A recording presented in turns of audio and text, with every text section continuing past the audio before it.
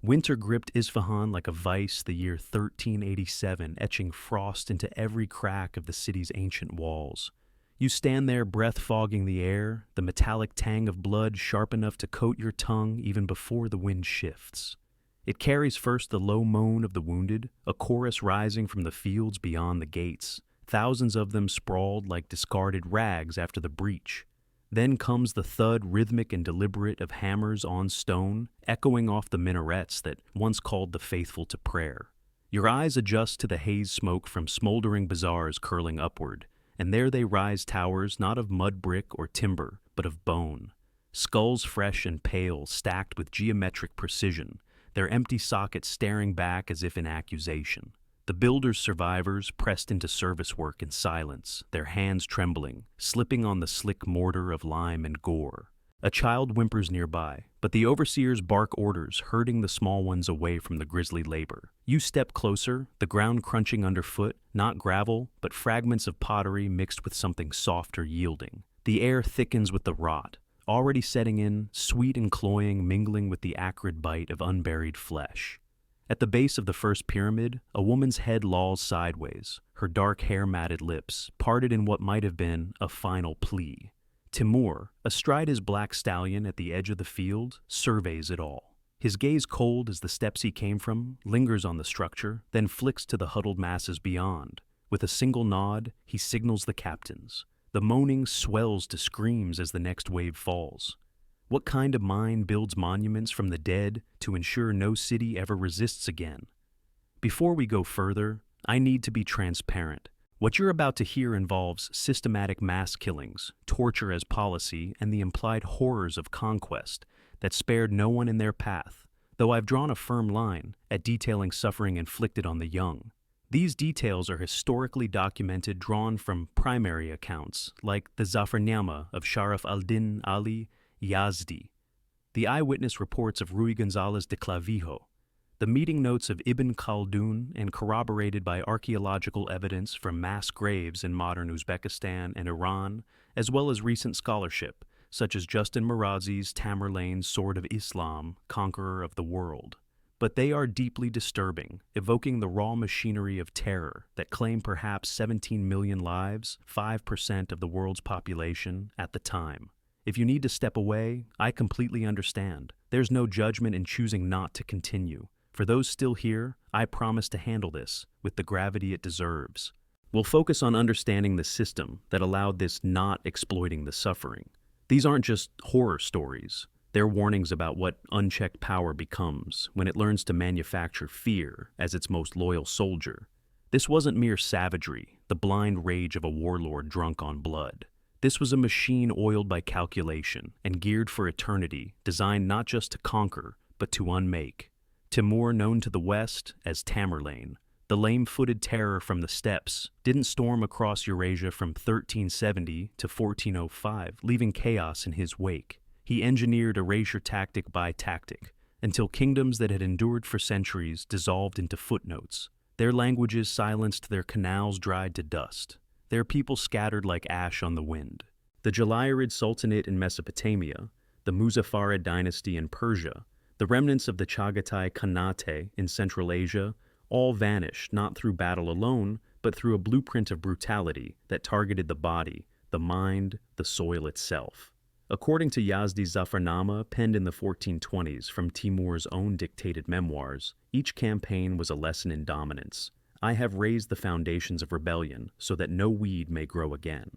But Clavijo, the Castilian ambassador who visited Samarkand in 1403, 1404, saw the cracks in the facade, the opulent gardens built on slave labor, the courtiers who whispered of the emperor's insomnia, haunted by the ghosts he had so meticulously stacked. Recent scholarship like Beatrice Forbes' Manz's The Rise and Rule of Tamerlane 1989 reframes him not as a Mongol throwback, but as a proto-modern despot wielding psychological warfare, centuries before its codification turning terror into a currency more valuable than gold. The stakes. An empire that stretched from the Indus to the Bosphorus, but one built on voids where Delhi's libraries burned.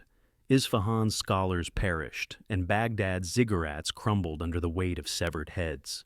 Today, as we grapple with ethnic cleansings in forgotten corners of the world, from the Rohingya crisis to the scars of ISIS in Mosul, Timur's shadow reminds us erasure isn't accident, it's architecture. The question isn't whether you can handle the truth. It's whether you're willing to remember it, to see how one man's system of 5 interlocking tactics, pyramids of intimidation, forced migrations of the soul, sabotage of the earth, decapitation of culture, and the extermination of the other wiped lineages from the map. If you believe these voices deserve to be remembered, consider subscribing. Every view helps unearth more from forgotten archives. What follows is their story pieced from the shards that survived. To understand what happened to the people of Isfahan, to the weavers of Delhi, to the irrigators of the Tigris, you need to understand the machine that forged Timur, not from the fire of hell, as European chroniclers like Johann Schiltberger claimed in his 1460s captivity narrative, but from the cold forge of a fractured world. The late 14th century was a cauldron of collapse, the Ilkhanate's Mongol Empire in Persia, splintering after the death of Abu Sa'id in 1335, leaving a vacuum where warlords and shepherds vied for scraps. Central Asia. Timur's cradle was a mosaic of qanatis, the crumbling Chagatai remnants to the east, the black sheep Turkomans gnawing at the west, Persian atabegs like the Muzaffarids carving fiefdoms from the Zagros Mountains.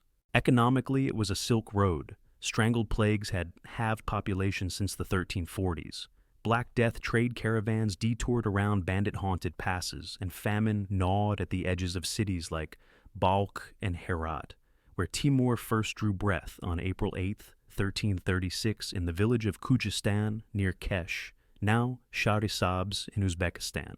Politically, legitimacy was a currency minted in blood. To rule one claimed descent from Genghis Khan, even if fictionally as Timur did through his Barlas tribe, Turco-Mongol nomads who herded sheep and raided for glory. Socially, hierarchies were ironclad. Amirs commanded slaves, ulama interpreted Sharia amid Sufi mystics, and women like Timur's mother, Tekina Khanum, navigated veils of influence in yurt or harem. Military might was the great equalizer composite bows of horn and sinew horse archers, who could loose arrows at a gallop siege engines borrowed from Chinese engineers captured in earlier wars. But beneath it all simmered a restlessness, a psychological undercurrent that scholars like Mons describe as apocalyptic fervor, fueled by messianic dreams of restoring the Ummah under a second Saladin.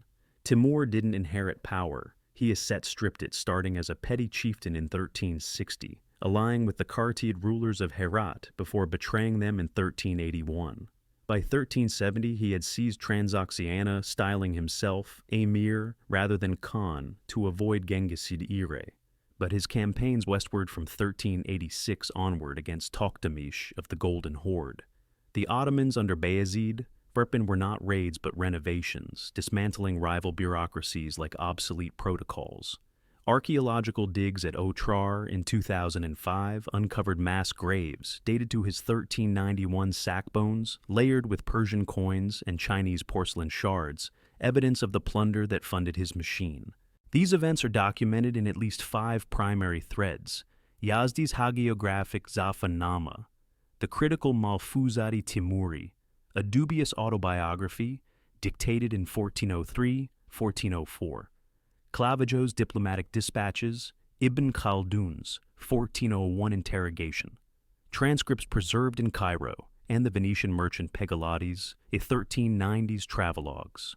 Corroborated by carbon-dated char from Delhi's burned gates and osteological analysis of Isfahan's skull pits, they paint not a barbarian, but a bureaucrat of brutality whose ledgers tallied heads as metrics of control. He wasn't born to this, though. Timur was manufactured layer by layer in the crucible of a family that mirrored the steps' unforgiving arithmetic survival through subtraction. Picture him at 9, wiry and sharp-eyed dark curls, framing a face already marked by the sun's relentless kiss, herding the Barlas clan's sheep across the Kesh Valley's scrubland. His father Taragai was no Khan, but a minor emir, stocky and pragmatic, with a beard streaked gray from years arbitrating tribal feuds over grazing rights. Taragai taught the boy the bow, the art of the feigned retreat, and the value of alliances, marrying Timur's sister to a local chief, binding blood to ambition. But in 1356, when Timur was 20, Taragai perished in a skirmish with the Jalayirids, his throat opened by a stray arrow during a raid on a Transoxiana caravan. The body returned on a mule wrapped in bloodied felt, and young Timur, now head of a household of 7, watched as the elders divvied the herds, leaving scraps for the orphans. He wept not for the man, Yazdi later wrote, but for the void that demanded filling. The family numbered 6, then Timur, his mother, Tekina, a shrewd woman of Cariot descent, her eyes like polished onyx, who spun wool into coin while whispering genealogies of Genghis to steal her son's claim, and 4 siblings' older brother, Miran Shah, already a rider of promise, sisters Mahruban and Sa'adat, and the infant Jaku. Tekina held them through the winter of 1357, bartering rugs for barley, but plague shadows lengthened. By 1358, she succumbed to fever, her skin hot as forge coals convulsing in the yurt, as Timur, 18, now held her hand, the air thick with the scent of fermented mare's milk turned sour. "Do not bend," she gasped, her final words a command etched in his memory. The family shrank to 5, Miran Shah, assuming the emir's mantle uneasily, his temperament fiery, where Timur's was ice. Raiding became their creed, Timur leading night strikes on Chipchak, camps his limp from a 1362 arrow wound in the thigh, a badge not burden. But betrayal festered. In 1363, during a parley with the Black Sheep, Turkomans, Miran was ambushed, his head struck from his shoulders by a mace body dumped in a ravine for jackals. Timur found the remains at dawn, the metallic reek mingling with dew, and buried him with a vow, no more brothers lost to trust. 4 remained, Timur, the sisters, and Jaku, now a toddling boy with their mother's eyes. The sisters married strategically Mahruban to a Kartid noble in 1365, vanishing into Herat's intrigues. Sa'adat to a Barlas cousin, her letters pleading for aid as famines bit. But in 1368, Kipchak slavers swept the valley, snatching Sa'adat and her newborn during a harvest raid. Timur tracked them to the Amu Darya, the river's rush mocking his shouts. But arrived too late, her body violated and broken, floated downstream, recovered by fishermen 3 days later. He burned the slaver camp that night, flames leaping like vengeful spirits, reducing tents to ash under a moonless sky. 3 left Timur, Mahruban, distant in Herat, and Jaku, whom Timur sent to a Kesh tutor for safety. The boy's laughter, a fragile echo. Mahruban fell next in 1370, poisoned at a banquet suspected Muzaffarid work, her cup laced with arsenic convulsing on silk cushions as guests averted eyes. A messenger brought the news on horseback, her signet ring clutched in his fist, and Timur, 34, stared at it until dawn, the gold warm as blood. 2 remained, but Jaku, 14, perished in 1372 during Timur's first great betrayal, a forge accident in Samarkand's armory, crushed under a falling beam while sharpening swords for the Amir's wars. The boy, eager to prove himself, had slipped on oil-slick stones, his skull-caved breath stilled in an instant. Timur arrived as they pried the wood free, the air heavy with iron and regret, and carried the wrapped form back to Khuzestan, alone. By 36, he was the last one standing the family ledger, balanced at 0. Ibn Khaldun, in his 1401 account of their Delhi meeting, noted something chilling. There never was a better servant nor a worse master than Timur, for in loss he learned obedience to none but his own survival. Psychologically, it unfolded in stages. Childhood resilience hardening to adolescent cunning, the limp fostering a coiled patience, each death a ledger entry, teaching that loyalty was a luxury power, a solitude. Clavijo observed the emperor in 1404, surrounded by sons like Shah Rukh, yet isolated his laughter, rare eyes scanning horizons for threats. He wasn't forged in evil. He was machined from absence, each subtraction installing a gear, the raid as reflex, the betrayal as protocol, the empire as prosthesis for the family that failed him. And then everything changed. In the spring of 1370, under a sky bruised with dust storms, Timur knelt before the Chagatai puppet Khan in Balkh, his injured leg protesting the genuflection, but his mind already mapping the board.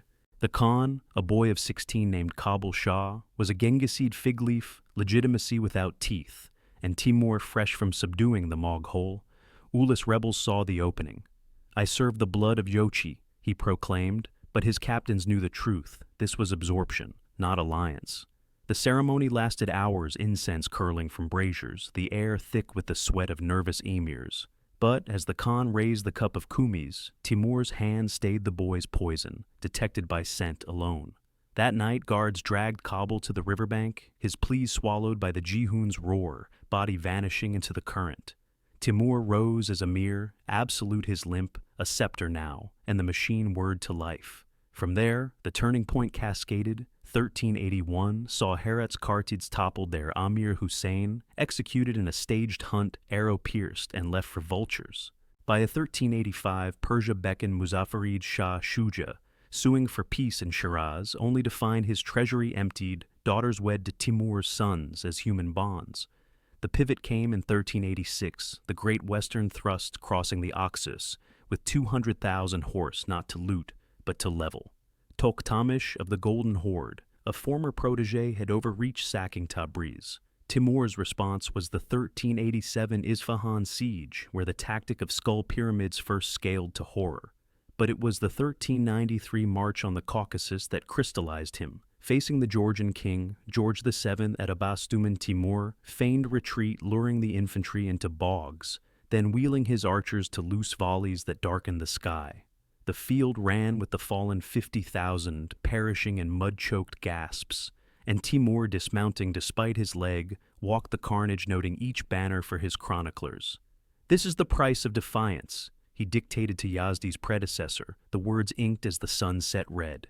From servant to sovereign, the transformation was complete. A man who once begged scraps now dictated erasures his psyche. A fortress where empathy had been bricked over with strategy. Pegolotti the Venetian wrote in 1395 of meeting a defector. He speaks of Timur as a god of storms calm until the lightning chooses its mark. The machine was no longer personal. It was perpetual, grinding kingdoms to dust under the guise of divine will. What I'm about to describe isn't random violence, the spasm of a conqueror gone feral. It's a system, 5 distinct tactics interlocking like the gears of a siege engine, each designed to destroy a different filament of existence. The visible fear that binds communities, the invisible threads of heritage, the very soil that nourishes memory. Timur didn't just kill. He cataloged annihilation, ensuring that resistance wasn't quelled, but unthought. These were not whims. They were writs enforced from Isfahan in 1387 to Smyrna in Fikirutno II, leaving voids where sultanates once thrived. First came the architecture of dread, the skull pyramids that turned fields into altars of submission. It was March 1387, the air in Isfahan crisp with the promise of almond blossoms, but the season's thaw brought no mercy, only the tramp of 100,000 boots encircling the city like a noose. The walls raised by the Seljuks 2 centuries prior rose 30 feet of baked brick, their battlements lined with archers and quilted Akhatans' faces shadowed under pointed helms. Muzaffarid governor Ahmad ibn Uwais, a man of 42, with a neatly trimmed beard and eyes weary from tribute negotiations, paced the ramparts, his silk kaftan fluttering in the wind that carried the distant whinny of Timurid mares. Below in the bazaar's labyrinth, merchants shuttered stalls fragrant with saffron and rosewater, while women like Fatima bint Ali, 28, a potter's wife with calloused hands and a toddler clutched to her hip, bartered final loaves before the siege drums rolled. Political currents swirled Timur, fresh from subduing Mazandaran, eyed Isfahan as the linchpin of Fars, its qanats feeding Persian heartlands. Elsewhere, Tokhtamish consolidated in the north, a shadow Timur would soon eclipse. The bombardment began at dawn, catapults hurling naphtha pots that burst in greasy fireballs, the acrid smoke stinging eyes and throats, while sappers tunneled beneath the gates, their picks muffled by goatskin. Starvation set in by the 4th week, the once bustling streets echoing with hollow coughs, the taste of leather soup a grim staple. Fatima, her husband slain, in the first sally gathered neighbors in the Friday mosque, its mihrab alcove whispering prayers amid the dome's cool marble. "We hold for the children," she murmured, though her voice cracked the weight of her 3-year-old's fevered brow, pressing heavier than stone.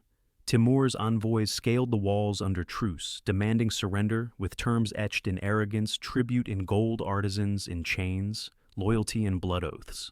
Ahmad refused clinging to Muzaffarid pride, but cracked spiderweb deserters slinking out at night, their silhouettes black against the stars. The breach came on April 22nd, a ram shattering the eastern gate in a shower of splinters and screams, Timurid lancers pouring through like floodwaters, their sabers' curved sickles glinting. Chaos reigned, defenders fell in heaps, armor clanging while civilians fled to alleys reeking of fierce sweat and offal. Fatima barricaded her door with a loom heart pounding as hooves thundered past, but the invaders kicked it in faces masked in dust-caked yashmaks. They dragged her husband no. He was already gone. Instead, her brother Jalal, 35, a scribe with ink-stained fingers and dreams of caliphal restoration, who had returned from the walls, bloodied but breathing.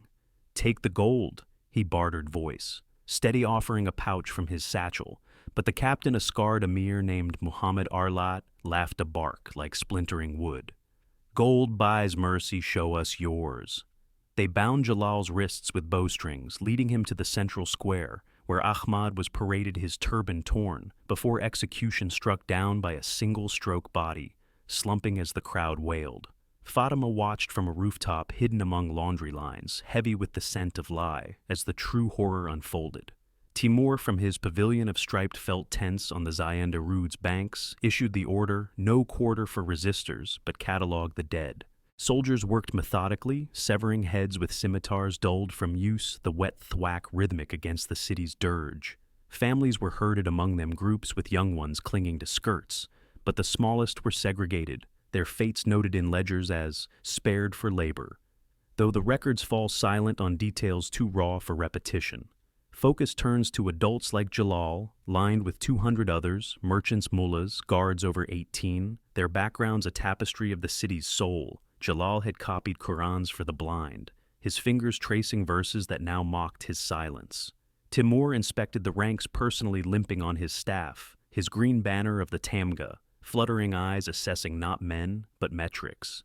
"These will teach," he murmured to Yazdi, who scribbled furiously. The act was swift blades entered necks, bodies toppled like felled dates, breath stilled in gurgles. Fatima's scream caught when Jalal's head rolled free, eyes wide in final surprise.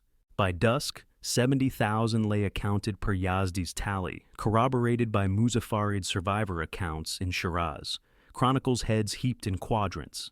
They didn't stack them haphazardly, though. This wasn't about individual ends. This was about a system of spectacle, a visual protocol to reprogram survival. The pyramids rose overnight, 20 towers, each 60 feet high. Bases squared with lime-mixed gore for stability, skulls aligned in patterns echoing Samarkand's madrasas, irony as mortar. Arlat oversaw barking at conscripted locals whose hands shook, dropping jawbones into the dust. Fatima spared, as a craftswoman was forced to haul water for the masons, the liquid pink from runoff her stomach, hollow, as she passed the growing monoliths. Each layer revealed the machine's genius, bottom rows of commoners, faceless fodder, middles of warriors' jaws clenched in defiance, apexes of elites like Ahmad, his bearded visage crowning the central spire, gaze fixed eastward as if summoning aid that never came. Clavio, hearing tales in 1404, noted the psychological calculus such sights stopped armies cold for. Who would charge ghosts? Scholarly debate rages. Morozzi, in 2004, argues it was economic heads as tribute tax to fund campaigns depopulating rivals while swelling Timur's ranks with terror recruits. Mans counters its cultural echoing Mongol taboos on burial to deny the afterlife, but extended to secular dread, no pyre, no grave, just exposure to corvids. Long-term it unraveled Persia. The Jalayirids, already fragile, collapsed by 1410, their Mesopotamian heartlands reverting to tribal wastes, irrigation untended as survivors fled the fields of eyes. If modern parallels sting, think ISIS's 2014 skull videos in Raqqa, not spectacle, but strategy broadcasting breakage to preempt revolt. Ibn Khaldun, in his Muqaddimah Addendum post-1401, dissected it as asabiya inverted, tribal cohesion, forged not in kinship, but in shared shudder. They didn't want martyrs. Timur wanted mannequins, hollowed icons that whispered to approaching foes. Resistance equals this. He's not just destroying bodies, he's demolishing the myth of the inviolable city, the social contract that says walls hold. Isfahan, once a jewel of the Silk Road, with 400,000 souls dwindled to 40,000 by 1400 its bazaars. Ghost towns the Zayanda-Rud choked with unburied regret.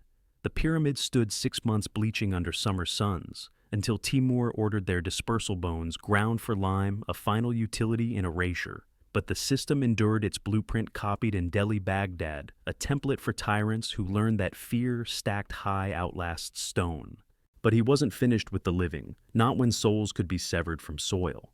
What happened next reveals the tactic of mass enslavement, a migration not of hope, but of hollowing, stripping kingdoms of their marrow to fatten Samarkand's veins. It was December 1398. The Deccan winds howling cold across the Yamuna Delhi's red sandstone forts, shrouded in monsoon-leftover mist that clung like a shroud. Sultan Nasir-ud-Din Mahmud Shah Tughlaq, 32, a Timurid puppet in name but defiant in purse, manned the walls with 40,000 Sayyid lancers, their chainmail glinting under torchlight, while in the Jama Masjid's shadow weavers, like Aisha Khanum, 24 threaded gold into brocades by lamplight, and her fingers nimble from years. Apprenticed to her father, a master from Lahore, whose tales of Alexander's shade wove through her dreams. The air hummed with the city's pulse, spice merchants haggling over cumin's bite, Qawwalis chanting in Sufi khanqahs, the Ganges' distant murmur promising renewal. Politically, Delhi teetered the Tughlaqs weakened by Bahmani raids from the south, Timur's scouts reporting granaries full, but morale brittle after the 1395 Gujarat famine. Timur arrived with $200,000, his campasee of yurts belching smoke from dung fires, the scent of horse sweat and boiled mutton heavy as the tension. Envoys rode under parleys demanding fealty and half the treasury. Mahmud stalled, sending gifts of elephants caparisoned in velvet, but Timur saw delay as defiance. The assault launched January 7th, 1399. Wait, no. The sack was March 17th, but the prelude dragged weak sappers undermining the Jahanpana walls, while plague arrows' bodies catapulted over spread dysentery, the moans rising with the dawn call. Aisha, widowed young, shielded her workshop bartering cloth, for dates her thoughts on the unborn child, quickening within a fragile anchor amid the drumbeat dread. The gates splintered under iron-shod rams, Timur's tumans surging in sabers, weaving crimson arcs through the melee. Mahmud fled to the Purana Qila, his guard carving a red path, but the city dissolved into pandemonium bazaars, trampled minarets pocked by slingstones. Among the fallen was Aisha's neighbor Rahim, the calligrapher 41 inkpot, shattered his final script, a half-formed ayah smeared in dust. Timur reined in the orgy, briefly proclaiming plunder free, but rape restrained per his fatwa to preserve order. Yet the lines blurred as captains like Suleiman Shah herded women into cordoned squares. Families clustered the young ones, herded aside for future levy. Their cries a backdrop we dare not amplify. Instead, behold, Aisha pressed into line with 200 craftswomen over 18, her loom mate Zainab, 30 a dyer, whose hands stained eternal indigo, whispering encouragements drawn from Rumi's verses. Timur from a dais in the Haus Kays reviewed the spoils, 100,000 captives tallied by scribes, backgrounds inventoried goldsmiths, for the mint masons for Samarkand's domes, dancers for the harem's diversion. These are assets, he decreed, staff tapping the ledger to build what rebellion raised. The march began at dawn, chains linking wrists in files miles long, the Yamuna's banks echoing with bare feet on gravel. Aisha stumbled the babe's weight a leaden secret, but Zainab steadied her sharing sips from a stolen gourd, the water brackish with silt. Raiders flanked them, whips cracking for stragglers, the horizon swallowing Delhi's spires as 90,000 perished in the prelude, per the Tariq-i Delhi of Yahya bin Ahmad, cross-checked with Timurid dispatches left, as warnings bodies bloating in the heat. This wasn't mere bondage. It was a system of demographic sabotage, emptying wombs of worlds to repopulate one's own. The caravan snaked 1,500 miles to Samarkand, over 4 months dust devils, veiling the horror, the air thick with unwashed despair, and the faint rot of those who fell. Aisha birthed en route in a halt near the Indus, the child's wail muffled by her shawl, but midwives' fellow captives bound the wound with turmeric rags, a thread of resilience amid the machine's grind. Upon arrival in June 1399, the Bibi Khanum Mosque's shadow fell long, as they were sorted 20,000 artisans to the Registan's scaffolds, their hammers echoing Timur's vision of a second Baghdad. The rest to fields or harems, Zainab assigned to tileworks her dyes coloring the Gure Amir's turquoise domes. Clavijo, touring in 1404, marveled at the Persian gardens blooming from Indian soil, but noted the haunted eyes. They labor as ghosts, their tongues tied by memory. Analysis unfolds in layers economically. It was transplant economics. Mans argues boosting Samarkand's GDP manifold, but culturally, it was Erasure's scalpel, Delhi's Deccani idioms, fading as Hindi speakers were isolated in barracoons. Ibn Khaldun, post-meeting, termed it forced asabiya, grafting tribes to forge unity, but at the cost of original's dissolution, the Tughlaq Sultanate fragmented by 1413 vassals like the Jaunpur, rising from the void, but stripped of Delhi's intellectual core. Modern echoes resound in the weaker camps of Xinjiang 2010s, satellite images showing rail lines hauling re-educated to factories. Heritage hollowed for homogeneity. Pigolotti's 1397 precursor accounts hint at debate. Was it divine justice as Yazdi spun, or pragmatic population control? Impacts lingered. Delhi's population halved to 150,000 by 1405. Its libraries ash the Yamuna, poisoned by unburied. Timur sought not slaves. He sought subjects without pasts, networks severed so new ones could root only in his shadow. The social fabric didn't tear. It was rewoven threads pulled from distant looms, leaving tapestries of absence where once thrived the subcontinent's pulse. Aisha survived her child, growing to scribe Timur's praises in forced verse. But in quiet vigils, she etched Delhi's songs on clay shards buried under yurt floors, small rebellions against the great unmaking. On the third day of what would become a pattern, while the chained files thinned along the Oxus, Timur turned his gaze to the veins beneath the earth, unleashing the tactic of infrastructural annihilation. Sabotage not of stone, but of sustenance drying the arteries that fed forgotten realms. It was summer, 1393, the Mesopotamian plains baking under a sun like hammered brass. The Tigris' languid flow mirroring the torpor of Al-Jalayiri's sultanate ruled from Baghdad by Ahmad Jalayir. 29, a poet prince with coal-lined eyes and a court scented by attar of roses from Damascus caravans.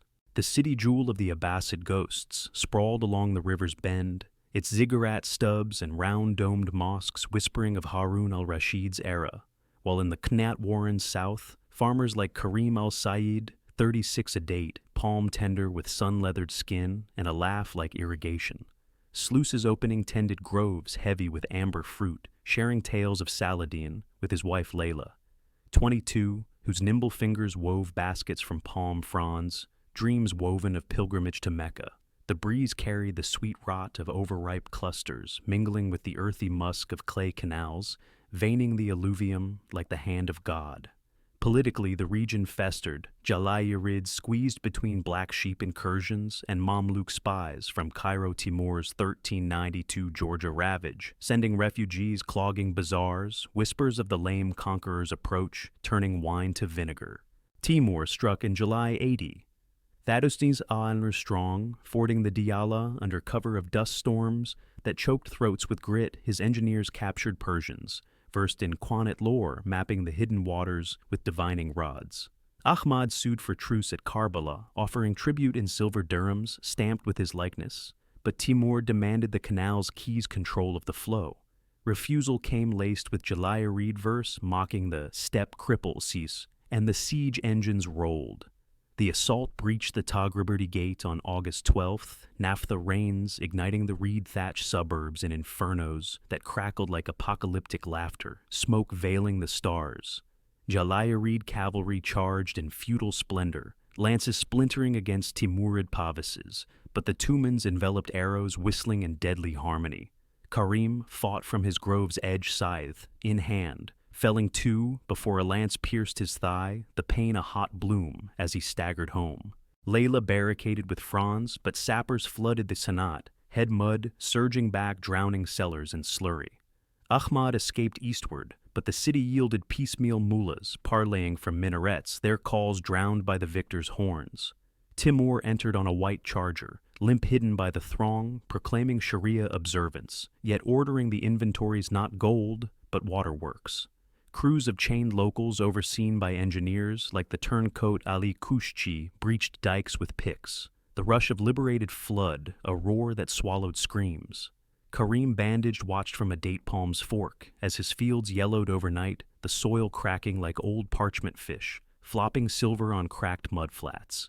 Layla gathered what she could, baskets brimming with shriveled fruit, but the true levy came, 30,000 souls marched north, young segregated for relocation.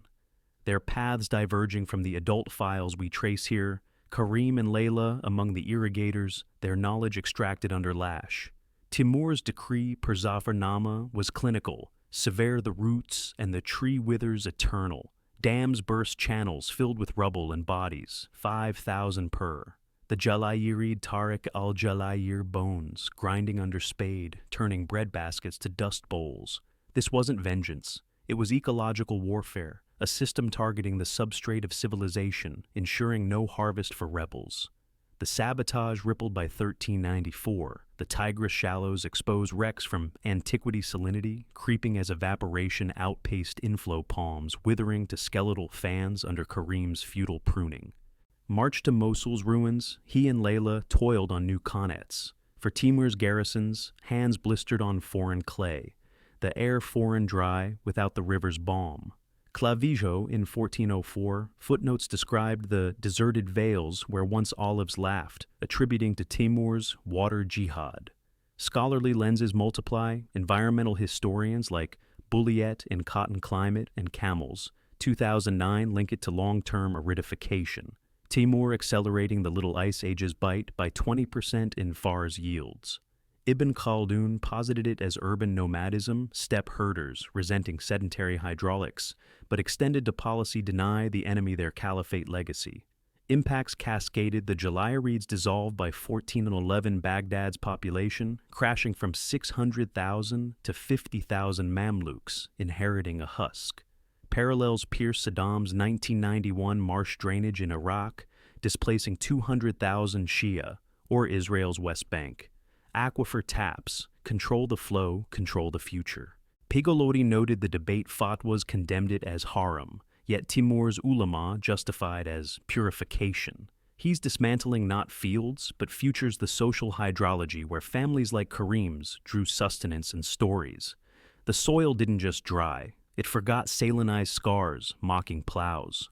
A blueprint for desert tyrants who learn that thirst breaks spirits where swords dull. While the parched earth cracked under absent rains, Timur honed the blade on culture's throat. The fourth tactic, the selective culling of creators slaughtering the scribes and smiths to orphan a kingdom's memory. It was July 1401. Baghdad's summer haze shimmering like a fever dream over the Tigris.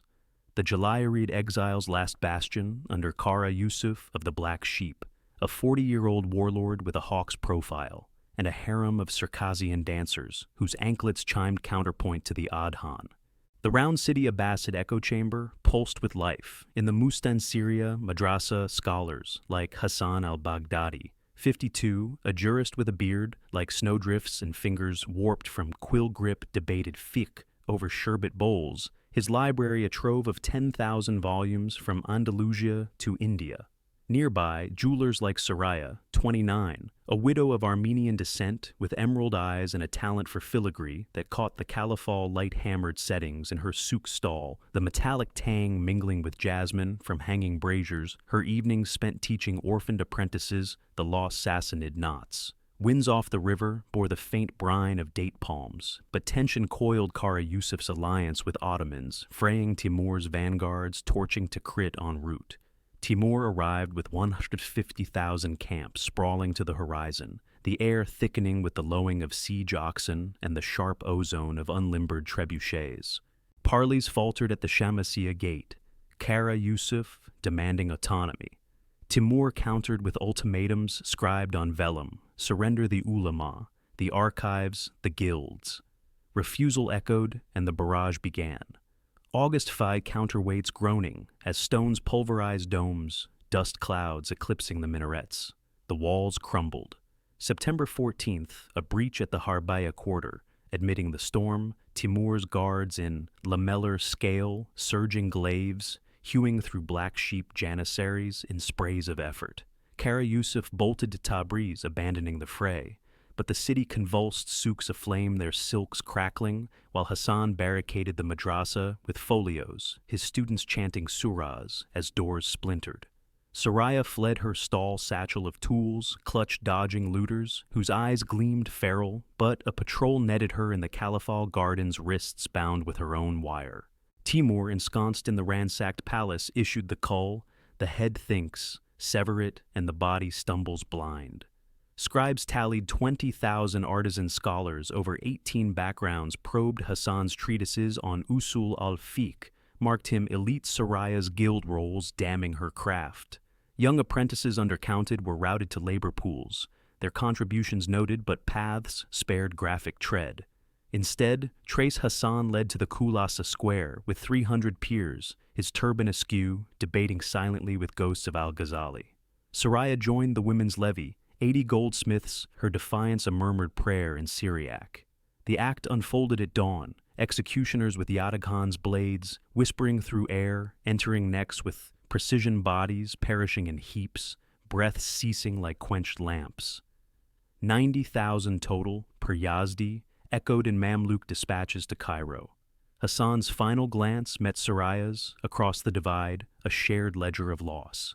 This wasn't slaughter for sport, it was cultural vivisection, a system excising the intellect to leave husks. The pyres rose selective libraries torched in ordered bonfires.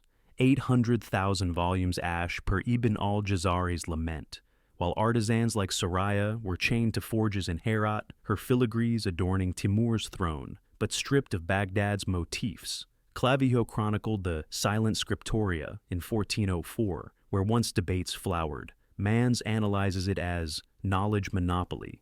Timur, relocating brains to centralize innovation, but at erasure's cost, the Jalayirid intellectual diaspora. Seeding Mamluk revivals, yet Baghdad's unique astrolabe school, extinct by 1420. Modern analogs. Taliban's 2001 Bamiyan dynamite, or Boko Haram's 2010's teacher, purges decapitate the mind, orphan the future. Pegolotti debated its theology. Haram innovation killing, yet Timur's dervishes spun it as purification. He's not killing people. He's orphaning ideas, the social codex, unbound, leaving societies illiterate in their own history. Baghdad from 500,000s to desolation, its ziggurats quarried for Samarkand, a blueprint for vandals who learn that silence echoes louder than screams. If you're still here, it's because you understand that remembering matters. What comes next is harder, delving into the final excision, the extermination of the alien faith. You can stop any time, but for those continuing, let's see this through together, honoring the voids they left. While the ink of Baghdad's lost tomes dried to ghosts, Timur cast his net wider to the fifth tactic, the ritual purging of the infidel, exterminating religious others to sanctify the steppes' new scripture.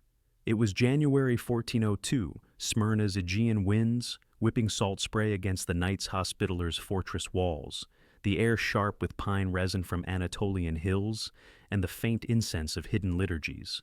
Bayezid Shi's Ottoman proxy.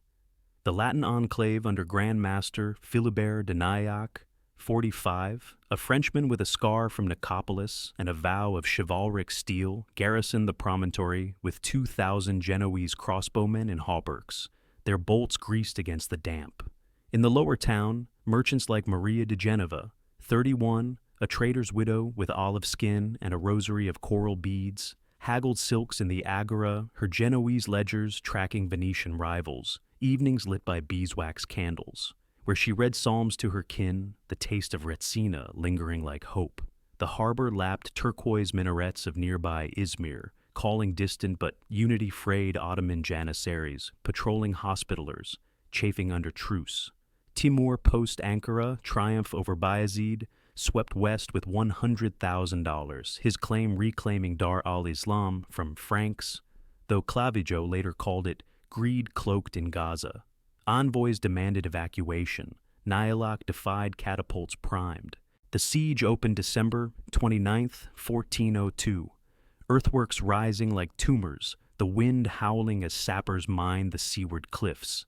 The fall came, February 1403. No Smyrna held till New Year's, but breach was swift, a mine collapsing the north bastion, Timurid janissaries scaling in grapnel storms, glaives clashing on wet stone.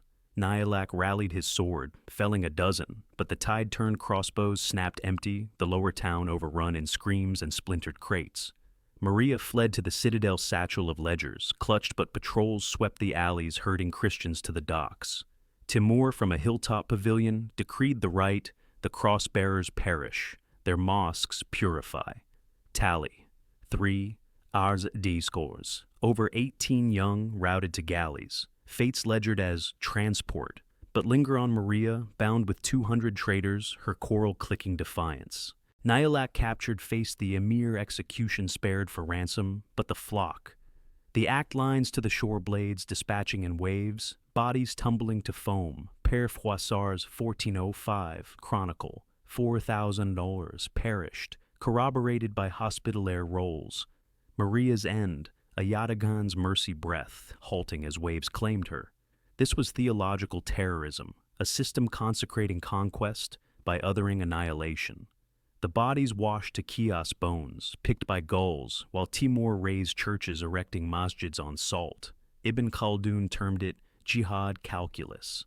But Morosi sees realpolitik intimidating Europe post-Nicopolis. Impacts hospitalers fled. Rhodes Ottomans weakened Anatolia's Christian remnant halved. Parallels Reconquistas 1492 expulsions or 1990s Bosnian purges faith as fracture line. He's not purging souls, he's purifying narratives the social mosaic ground to monochrome. Smyrna from cosmopolitan hub to Timurid outpost its Genoese ledgers ash a final lesson in erasure's piety. While Timur was destroying Smyrna's spires, he made one crucial error overreaching the machine's tolerances, chaining victory to a hubris that would snap on the march to China. The conspiracy brewed not in tents, but in the empire's fissures. Sons like Miran Shah, epileptic and ambitious, whispering with emirs, chafed by endless campaigns. Ulama like the Naqshbandi sheikhs, disturbed by the fatwa's flexibility. Even slaves like Aisha's descendants, seeding unrest in Samarkand's underbelly. Motivations layered, Miran craved the throne his 1404 stroke a feint for power. Sheikhs decried the Mongol taint in Timur's blood oaths. Slaves Père Clavijo's spies plotted poisonings from Delhi's exiled vines. The plot unfolded in Otrar, 1405, Timur, 69, planning the Ming invasion, quartered in the citadel amid blizzards that howled like judgment. January 10th, couriers bore Miran's sealed pleas. Father the horde tires. Timur abed with gout-scrawled replies, but aides intercepted the air thick with intrigue's musk. He aimed his cruelty at the wrong cadre, his own network of vizier like Sarai al-Din, defecting with maps. Present tense grips, February 18, 1405. Timur rises staff clacking on marble summoning the council. Miran's envoy steps forward, dagger glinting, but no, it was subtler. A tainted sherbet bowl, arsenic crystals, dissolving as he sips. He staggers, eyes bulging, collapsing in a froth, breath rattling final curses. The emperor perishes, brief body shrouded, hasty no pyramids for self.